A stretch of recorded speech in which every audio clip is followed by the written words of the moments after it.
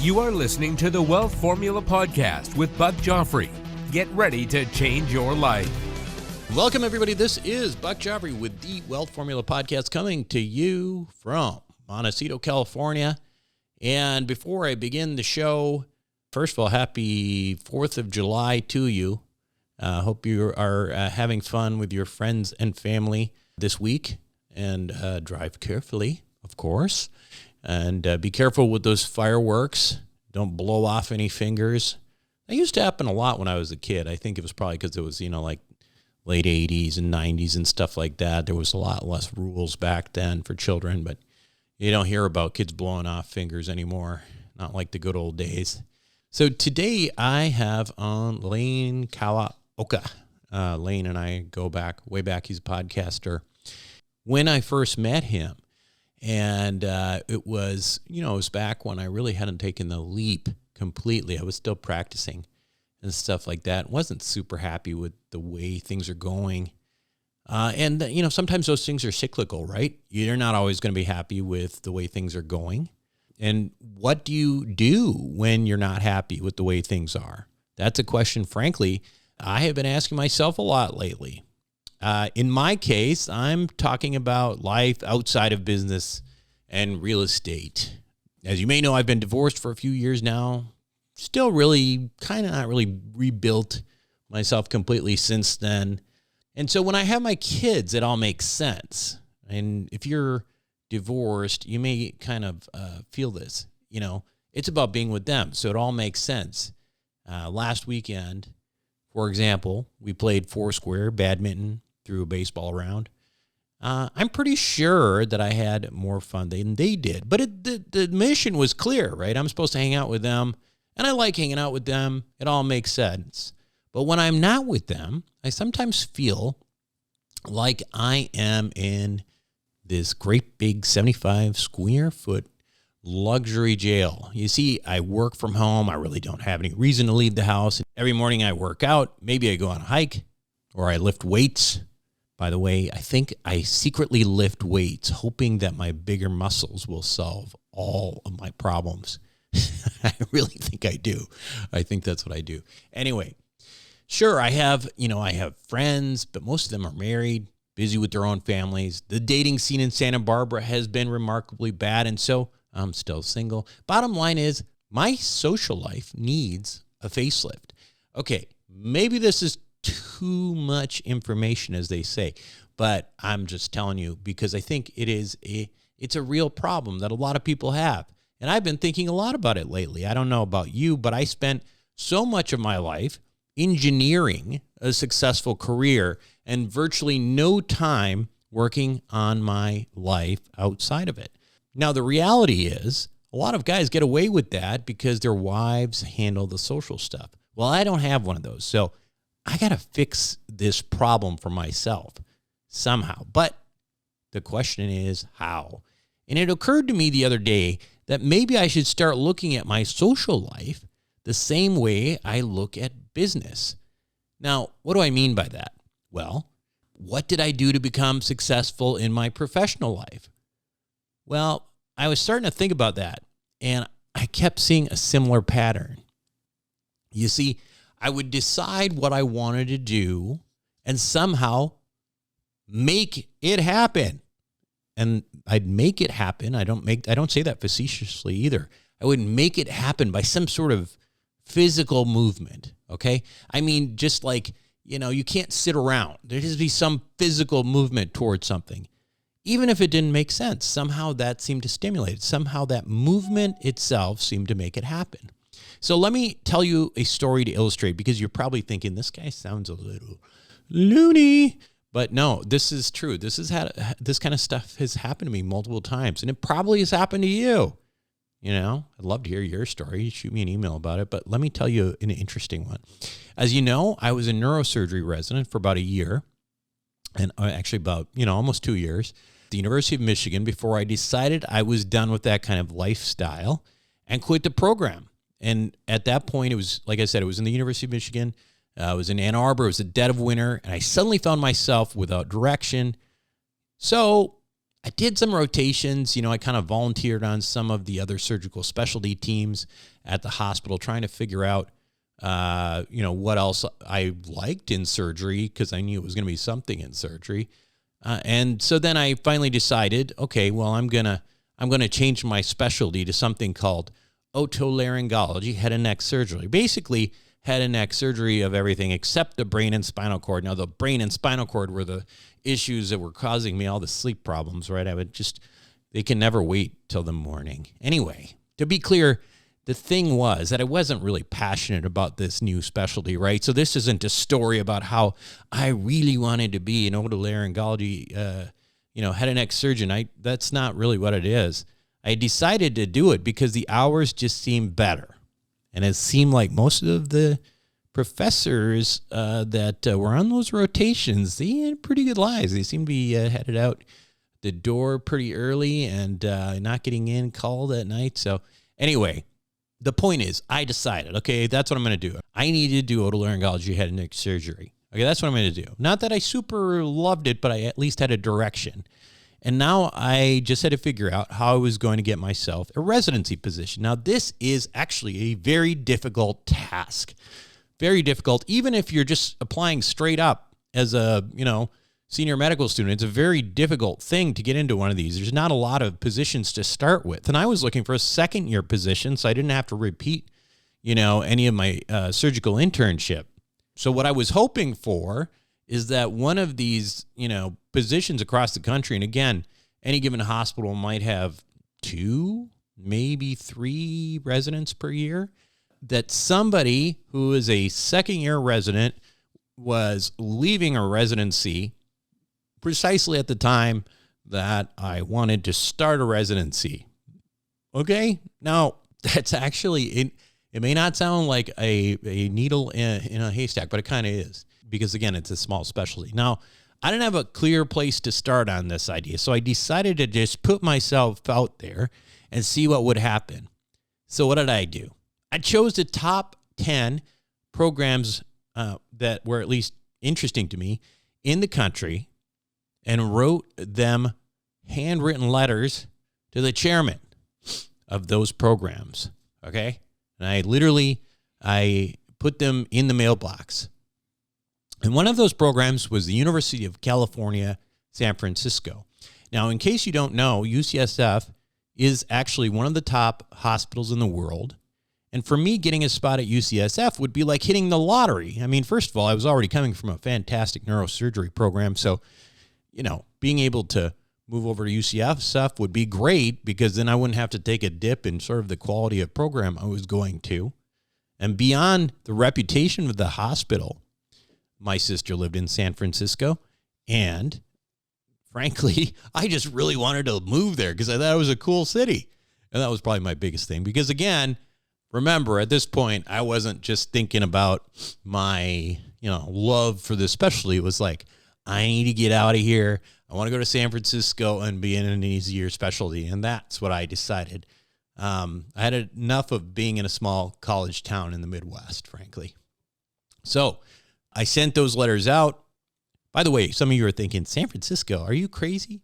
And those are really actually a pretty nice city, like about 20 years ago, or like 15 years ago or whatever. I think I was there in 2009. It wasn't bad at all. Now it's like crazy. It's like legalized crime and stuff like that. So like I said, I sent those letters out. A week later, I was sitting in the hospital library, right? University of Michigan Hospital in Ann Arbor, looking at programs on the internet, fiddling with that. You know what I mean? Just, trying to kill time. And then it occurred to me that I had no reason to be in Michigan anymore. I had an impulse at that moment to drop everything and fly to San Francisco. Seriously, that's what I just said. So I turned my internet search over to orbits.com. I don't know if anybody uses Orbits anymore, but that's what I used to use all the time, and look up the next flight to San Francisco. And as it turned out, it was leaving in 3 hours from Columbus, Ohio, which isn't a super long drive from Ann Arbor. It was just enough time for me to drive there. So I went home, grabbed my, just a few clothes, stuff, and headed to the airport. And then here's what happened. I land in San Francisco just a few hours later. And then the plane is, of course, taxiing. You know that part when you're waiting and your phone's still not working, then you turn your phone on? I turn it on, and I have a text there from the chairman of otolaryngology, head and neck surgery at UCSF. It was a response to my letter, and he was inviting me for an interview because he said he had an unexpected vacancy in his program. Crazy, right? So here I am on the tarmac, and I'm like, okay, I guess that was a good move. So I went to see him literally the next day, and he offered me the job on the spot. Now, you can call that a coincidence, but the chances of all this happening randomly seems ridiculously small to me. Okay, I felt like somehow I had willed this to happen. And I don't know if it's just will, but putting those letters in the mail and physically moving myself over to San Francisco, almost as if like I had a reason to go there, right? And if this story sounds crazy to you, I don't know what to tell you, man. It really did happen. And when I think back, I've got a lot more where those came from. And next time you see me live, just ask me about them, and I'm happy to tell you. One of them involves actually Robert Kiyosaki too, so that one's always fun to say. Anyway, I don't know how to explain these stories. I'm not pretending I do. Anyway, the point I'm bringing up is my challenge now is trying to use the same kind of energy, maybe to give myself a social life. Because you know what? We all just focus on, how to improve our professional lives, how to make more money. But, there's a lot to be said about improving your social life. And frankly, it's probably a lot harder than the professional stuff. But who knows? Maybe it'll work, and I'll let you know how it goes. Now, in the meantime, the reason I brought this stuff up again is the first time I met Lane Kawaoka was at a meeting that I went on that ultimately led me to this podcast, to doing Wealth Formula. I was already kind of doing it. Talked to Lane. He was doing one. I'd stopped doing it for about a year. Then I did it again because I don't know. I figured Lane was doing it, and all of a sudden I had a purpose in mind, and that's what drove the whole thing. So here I am, like a decade later. Anyway, since that time, Lane has his own successful podcast. Mentored him when he was young, and I've learned quite a bit from him as well. So on this week's Wealth Formula podcast, Lane Kawaoka. Welcome back to the show, everyone. Today, my guest on Wealth Formula podcast is Lane Kawaoka. Lane's been on the show a bunch of times. An old friend from early on, and we were sort of, I started a podcast, and then I kind of stopped doing it for a while, and then Lane was starting his podcast, and I was like, well, hey, Lane's doing his podcast. Maybe I'll restart mine. Who knows? I think that was like way back in 2016, Lane. Is that right? 14, 12? Yeah, you thought this, at the time we were a lot younger. I know. Then. I think you're in your mid-40s. I was in my mid-30s, and you're like, if this kid can do it, yeah, resurrect this. I think it was Rich or Poor Doctor, right? Yeah, well, what happened was, and this is a full decade ago now for my show, right? Which is, I started out 2014 or so, 2015, something like that. And I was, just playing around with it. And I did like 5 or 6 shows with people I knew. And I was like, no one's listening. I would look at the downloads, and it was like 5 downloads a week. And, it was like mostly just me, myself, and that was about it. And then I think we met, we were at some real estate guy's event, and, you were doing it. And I was like, I got to restart this thing. So I restarted it, and off to the races. And I don't know when that was, but I guess if you look at the postmortem, maybe I had already restarted it. I don't know, but it gave me fuel to continue looking at you. And I was like, look at this punk. No, I'm just kidding. But you were really young. I'm looking at you now, and I'm like, this guy's aged. This guy. But you look good. You look good. How you been? I've been all right. Luckily we started investing, before the correction of 2022. But yeah, that's what you gotta do. Dollar cost average over 4 to 7 years plus. Build that bridge. Yeah. And I think that's right. I think some people are obviously getting hit much worse than others, right? And it sucks, but I think a lot of it is timing. If you look at, what we'd been doing, even, real estate that we've been doing, it's like if you started, back, back in 2018 or whatever, and you were like, you're getting in on some of this stuff early on, you made a lot of money. And so even if you're losing some money now, you're still ahead, or, or even, or whatever. So people got screwed, but ended up being the ones who came on real late in the cycle. But that's the, I feel like if you zoom out, there's a big lesson there, don't you think? Yeah, yeah. I mean, like I started investing 2009, single family home. I mean, back then I was an engineer. Then I had 11 rentals by 2015. So, it took me almost a decade, even before getting into syndications and private placements, right? Like, I mean, it's made for more accredited investors, and back then I was broke, right? I Yeah. mean, I didn't have huge amounts of student debt, but that's kind of the long and slow way of doing it. And that's that 2009 to 2022 was what they say was one of the longest bull runs ever, right? Right. Right. Yeah. I think it was. It was like, yeah. And it was enough so that an entire generation of investors basically didn't know what it was like to get kicked in the proverbial nuts. Right. Yeah. I mean, at some point, I mean, I don't gamble, but if I do, I'll spend $200 on craps. But like we all know how that game is, right? When the table gets hot, people are making money, which a la 2021, that's when all the amateurs start to come out, or all the new investors, Yeah. right? And I think we saw them all, because I mean, I think I saw it 2016. I was like, wow, where are all the investors coming in? And then it happened in 2020, and then it happened in 2021, just kept piling on. And yeah, on one side of the equation, you're like, yeah, you should have known. But I think there was like so many false tops going up, right? 2016 was the big one, Right. and then 2020 we thought surely this is the top. But yeah, just dollar cost average. And if deals can get stabilized 2 years into the business plan, you're kind of covered there. And that's kind of what we saw. Yeah, yeah, exactly. And if you see, and also if you have if you've been investing over the course of 6-7 years between cycles or whatever, and early on things went great, and then later on they didn't go great, then you still finish ahead. And therefore, that's the concept of dollar cost averaging when it comes to real estate.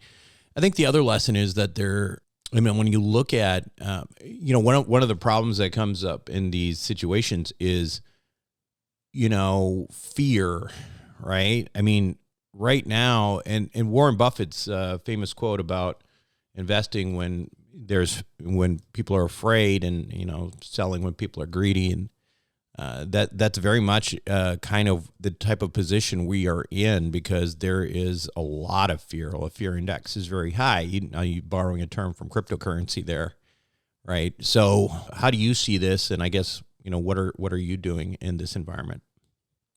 Yeah, I mean, first off, it's very emotional, right? Yeah. I mean, even for myself, losing multiple seven figures in this, Yeah. you got to find some type of grasp of hope and moving on. I've got the majority of the portfolio is intact, and will live to fight another day. Can't sell it now. You'd be a dummy to sell it Yeah. at this point. Yeah. But there will be a future. So I think it's as much of a grieving cycle as anything. Again, yeah, it's just money, but it's a big part of it. I mean, people who are listening to this podcast, you and me, money is a big part of our lives. Yeah. Make no mistake Yeah. about it. Right. But yeah, you hit it on the head. It's you have fear, and it's a lot of it is this recency bias, right? We all know that you should be aware of cognitive biases. What happened very recently is still very fresh. It's a fresh open wound. And I think I've kind of gone through the grief cycle since even before early 2022. I kind of saw the writing on the wall, and you kind of understand. All right, objectively, I mean, as an engineer, I'm like, well, what could we have done to survive a 30% correction across the industry? And, that's, you look at those specific things and you're like, yep, lesson learned. And we move on, knowing that the next time that there's a correction, likely in the next 7 to 9 years, it will be totally different. Yeah, I mean, I think I was, not that I could predict the future, but back in 2021 was looking at that market and looking at, gosh, we are in a position, we made so much money. It's time to sell. It's time to sell, right? But the problem is that, like, I think, and I ultimately in some of these situations did not have the power to make that decision. But the thing is that I think that there's two things. There's one thing is that people get greedy because they think, well, if we sell now, then we're going to leave money on the table, right? But I would go back and say, whether it's talking about 2008, 2009, that time, or even now, let's look at 2008, 2009. There's people who kind of saw froth there and sold in 2005, 2006. They're not unhappy about selling 2 or 3 years early. You know what I mean? They're just not. So I think one of the lessons is, take those chips off the table while you're ahead. It's the cycles are going to happen. They are going to happen. We're going to go through another cycle here of, again, greed. There's going to be froth. And it's extraordinarily difficult to know that you're in it. But at some point, you have to get your head up and say, wow, things are going really, really well. Maybe I should just call it quits. And that's a tough one. Yeah, I mean, I'll kind of also add another point of view here. If you zoom out and you look at it more from like a portfolio perspective, I think you're totally, you hit it on the head, right? Like investors that found this world in 2021 and jumped in and did like 3, 4 deals. Yeah, you got killed, right? You just ran out there at the wrong time. But if you're looking at, more of a experienced investor, I mean, I've got like, I count up my deals based on how many K1s I have. I must have like 80 plus. I don't even know these days. But, if you're able to diversify over 4 to 7 years and you do, a deal or two every quarter or do what you can, right? And you build this like portfolio that spans a long time. And like I said, once deals get stabilized 2, 3 years, or they get out of the harbor into safer, calmer waters, and they build the net operating income, the deal is very, very robust at this point and can even withstand 40-year highs and interest rates and, a cap rate expansion of 1.5 percent points. And I'm just playing devil's advocate here, right? If you had 50 deals that were stabilized, all great, might even be exiting within the next year or two, why not jump into, 5, deals that are kind of fresh, that are somewhat exposed, right? Just in case. Right. No, I get it. And I think that's what happened at the operator level. I think that's what happened at the operator level. The problem is that the operator level is different from somebody who just caught the tail end of that exposure. All right, so let's talk about this then. Like, so obviously you were doing multifamily value add as well. There's not much of that going on right now. So what are our choices as investors? What are you seeing?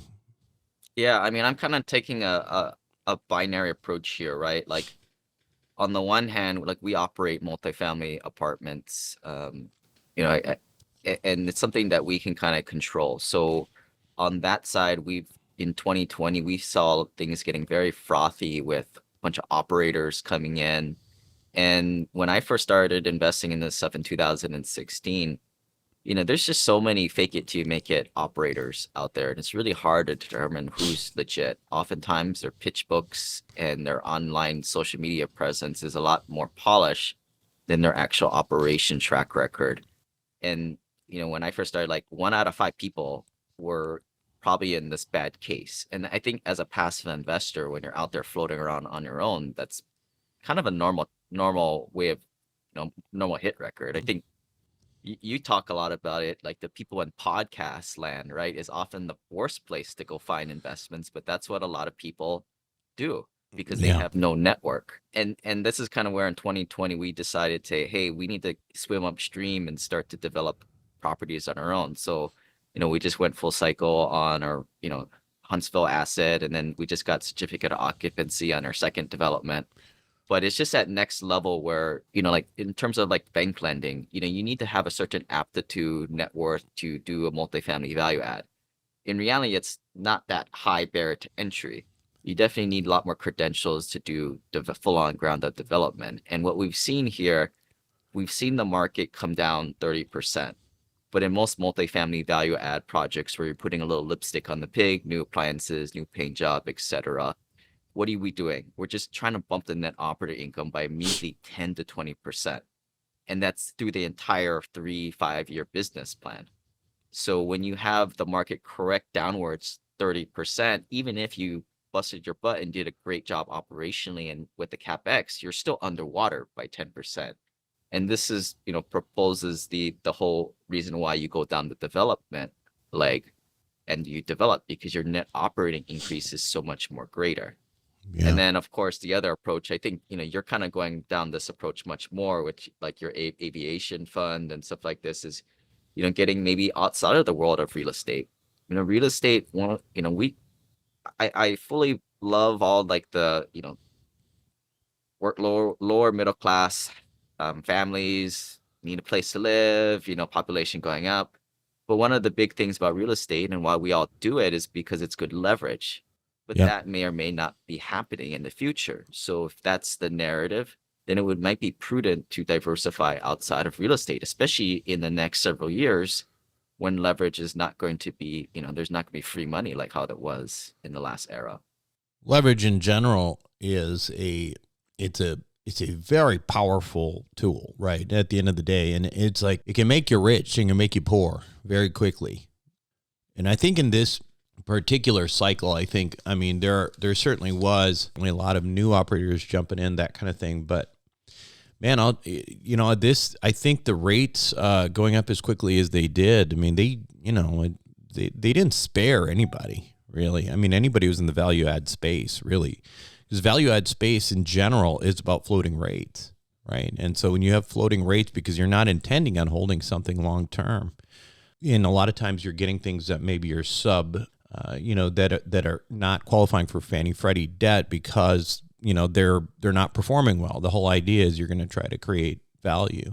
So anytime you get in that floating rate thing, people were getting their butts kicked. But the point you're making, I think, is a good one. Is I think one of the things for me is like, I was and continue to be probably about 80-85% in multifamily real estate, specifically in value add real estate. Now, again, going back with the perspective that I've been doing this for many years and I'm still way far ahead of compared to like where I would be.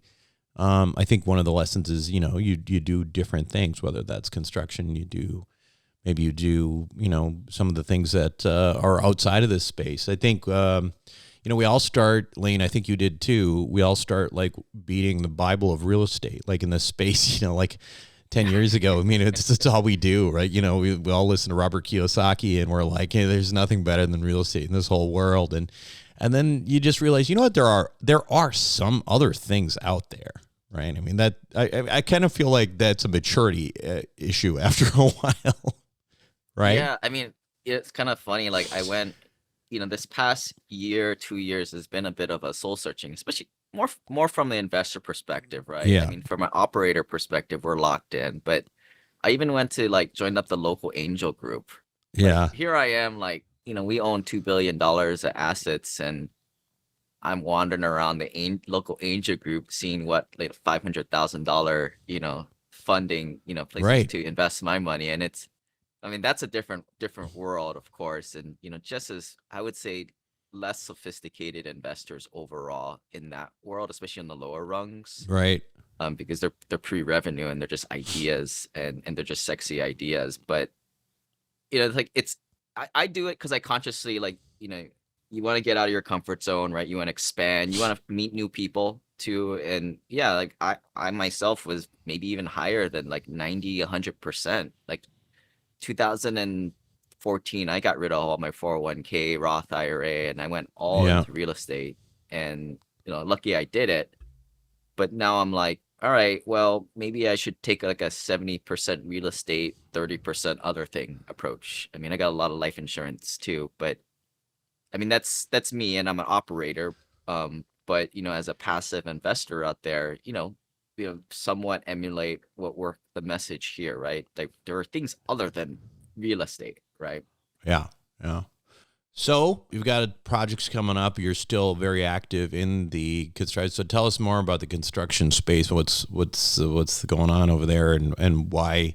I mean, from a demographic standpoint, I mean, one of a lot of things you hear about with construction is there's not a whole lot going on right now. Is that true, or? Yeah, I mean, it's still impacted by the interest rates. Mm-hmm. So like, right now you're looking at rates higher than double digits, right? Yeah. The idea is once you start to see the rates start to come back down from the Fed, it doesn't need to come down too much, but at least like the sentiment does, right? Because right now everything's jammed up, and people still think there's still a doubt that is this the top. Obviously, people are already talking about 1, 2, 3 rate cuts this year, and they've already confirmed that we've seen the top, but that's not what the banking sector thinks at this point, especially the little community banks that we would get construction loans from. I think that's the big risk, right? I mean, I think a lot of investors, when you get into it, you think, well, you're going through construction, but if you're able to go through the process with a guaranteed maximum price contract, and this was kind of the world I lived in before coming here, was construction management.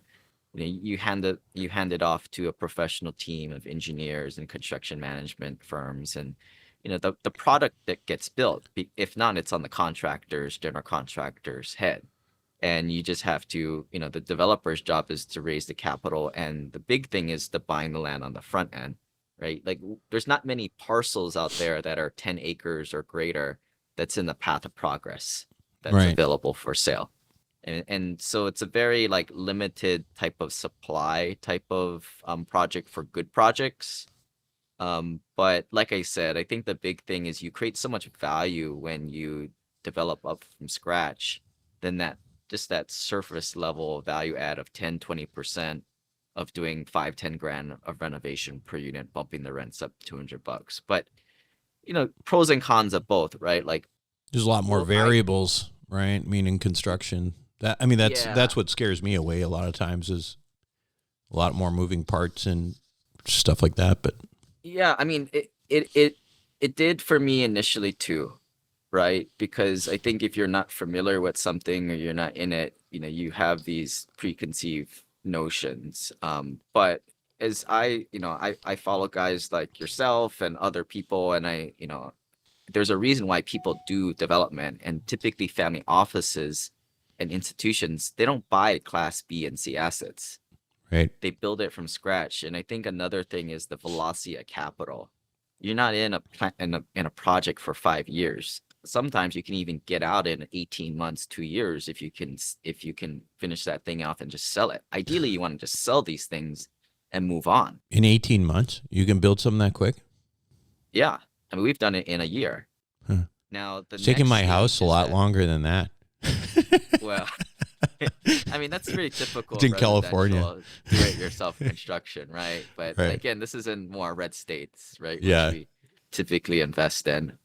But that's part of like the development cycle, right? Like then the lease up, it takes a year to lease it up. Yeah. Or 6 months to 12 months to lease up, depending if you can get that summertime rush in there. But the most value, the quickest acceleration of value that you're going to make is just building it before a tenant even gets there. The next stage is that lease up cycle. So this is why it's very flexible in the development cycle when you can sell. Ideally, you try and sell it in the beginning. Obviously, we started a project, I think in late 2020. We finished it late 2022, but that was like the worst time to sell. So we held on to it and refinanced it. But even with the turmoil in commercial real estate, we were still above water in terms of equity. And we just kind of held on. And I think this is the whole Ken McElroy infinite returns idea. Yeah. Where you pull out the equity. Yeah. Yeah, exactly. I mean, and when, things go right, it's perfect, right? Yeah. And I would say, like, from a passive investor's perspective, like, look at it from a price per unit. I mean, look at it very simplistically.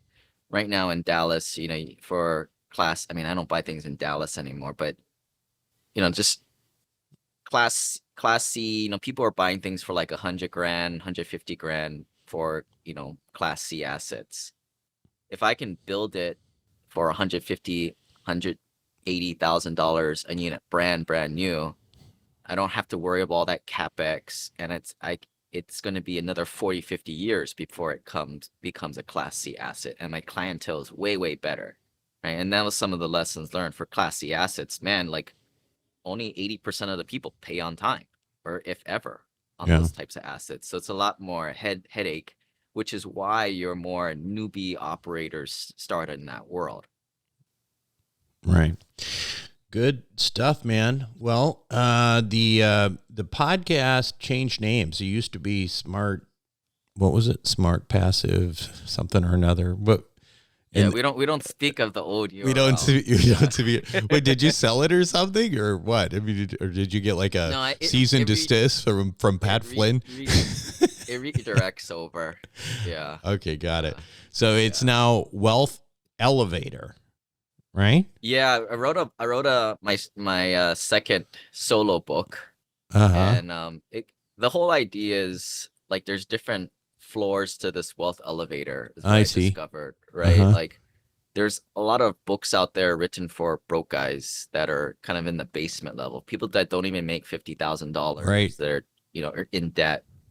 I think when you and I just met, I was kind of getting out of this first floor where I was buying rental properties from 2009 to 2015, and I was becoming an accredited investor. At that case, which I call the second floor, you start to get involved in private placements and syndications, and you get all this tax benefits, and it unlocks all of these tax strategies, and then the old infinite banking comes into play. And that was kind of, I wanted to create a book that kind of told this story of, like, hey, there's different paradigms. Yeah. It's not a one size fit all, and this is why, Dave Ramsey, he's cool. I like him. I actually, met him last week in Vegas. I like his mission, but the message is different based on where you are in terms of this paradigm. Yeah. So yeah, 100%. I mean, all you have to do is look at insurance, right? Like, we talk about permanent insurance all the time. Obviously, we do this wealth formula banking thing, but, like, when you talk about life insurance with somebody poor, or even in middle class with the stuff they get, is not the same then when you're starting to look at these cash value life insurance or life insurance retirement plans, like the wealth formula banking stuff that we're doing, it's totally different, right? It's like you go to different classes, you go to different levels, and you get exposure to different things. It's almost a little unfair, but that's just the way it is. Yeah, the devil's in the details. Right. Right. Like, it's how you configure that policy. Right. Exactly. Well, cool stuff, man. And the book is out, or is it still in print? I think it'll be out this next week. Okay. On Amazon, so people. Okay. Well, it's probably out by the time then that people listen to this, which will probably be in a week or so. And the podcast is also now called Wealth Accelerator, or sorry, not with Wealth Elevator. Wealth Accelerator is one of our life insurance products. You're the Wealth Elevator. Yeah. So that's the whole idea. And then, we've kind of built up a little bit of a community here. The whole idea is send the elevator back down for other people and help out the other guy, and because it's this stuff is daunting, right? You come into this world. Yeah, of course. You're a straight shooter, you're a doctor, I'm an engineer, we're all taught to go to school, study hard. And my parents know nothing of what I do today. They're so confused why I'm not an engineer today, but it's a different counterculture world for sure. Yeah. Great stuff, man. Thanks for being on the show, and good to catch up. Welcome back to the show, everyone. Hope you enjoyed it. Yeah, just a reminder, if you are interested, make sure you go to wealthformula.com and check out our accredited investor club. There's going to be probably an ongoing series of potentially distressed assets that are going to be offered through there over the course of the next several months. So that if that is of interest to you and you do qualify as an accredited investor, make sure you join that. These are the times where, people make money. There is the proverbial blood in the street in the real estate sector right now. Lots of opportunities, and some of them are starting to flow through to the retail side. So if you want to see that, go check it out, wealthformula.com, and join the Credit Investor Club. That's it for me this week on Wealth Formula Podcast. This is Buck Joffrey signing off. Thank you for listening to the Wealth Formula Podcast. Visit us on the web at wealthformula.com. The information contained in this podcast are opinions, not fact. As always, consult your own financial team before making any investment. See you next time.